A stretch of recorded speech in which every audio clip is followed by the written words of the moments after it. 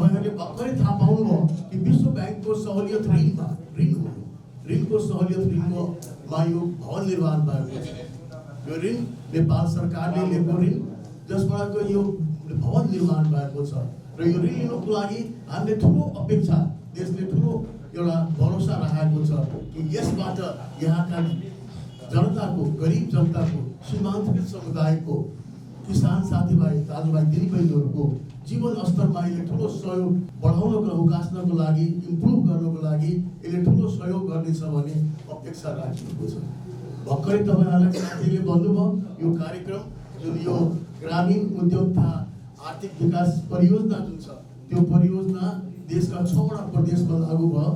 त्यो 6वटा प्रदेश मध्ये पनि 35वटा जिल्लामा र 35वटा जिल्लाको पनि जम्मा 171वटा पालिकामा यो कार्यक्रम सञ्चालन भएको छ। र हाम्रो लागि अत्यन्तै खुसीको कुरा छ कि त्यो 171 573 मध्ये 753 पालिकाहरू मध्ये यो 171 पालिकामा यो कार्यक्रम सञ्चालन भएको र त्यसमध्ये यो सुरुङ्गा नगरपालिका पनि एक परेको छ। यो हामीलाई अत्यन्तै खुसीको कुरो छ। त्यति मात्र होइन, यो पुरा प्रोजेक्टभरिमा 171 पालिकामा जम्मा 74 ठाउँमा मात्र यस्तो किसिमको भवनहरू बनेका छ, जसमध्ये यो पालिका पनि एउटा पालिका परेको छ जसले पनि जहाँ पनि यो भवन बनेका छ। अर्थात् हामीलाई अत्यन्तै खुसीको कुरो छ। यो भवन, यसका संयन्त्र, यसका सुविधाहरू, यसका उपकरणहरूबाट हामीले बढीभन्दा बढी फाइदा लिनुपर्ने हुन्छ। यो सेवाबाट चाहिँ हामीले लाभान्वित गर्न सक्नुपर्छ। अहिले भर्खरै हामीले हस्तान्तरण गर्यौं, यो भवन हस्तान्तरण गरेका छौँ नेपाल सरकारको तर्फबाट।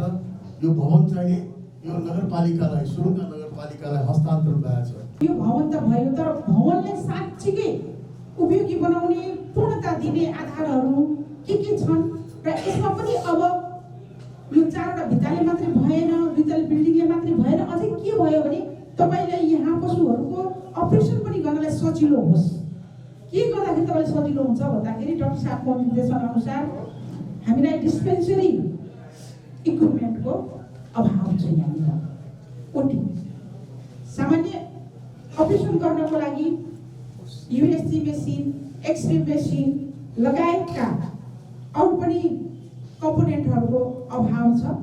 र यसै कार्यक्रम मार्फत म माननीय मन्त्रीज्यूलाई आग्रह पनि गर्न चाहन्छु कि यी स्रोत साधनहरूको यदि उपलब्धता हुन्छ भने हामी पक्कै पनि सप्तरी जिल्लामा पशुपालनमा 1 नम्बरमा पुग्छौँ। अहिले सप्तरी जिल्लामा सुरुङ्गा नगरपालिका पशु चौपाया पाल्ने जनसङ्ख्यामा दोस्रो नम्बरमा छ।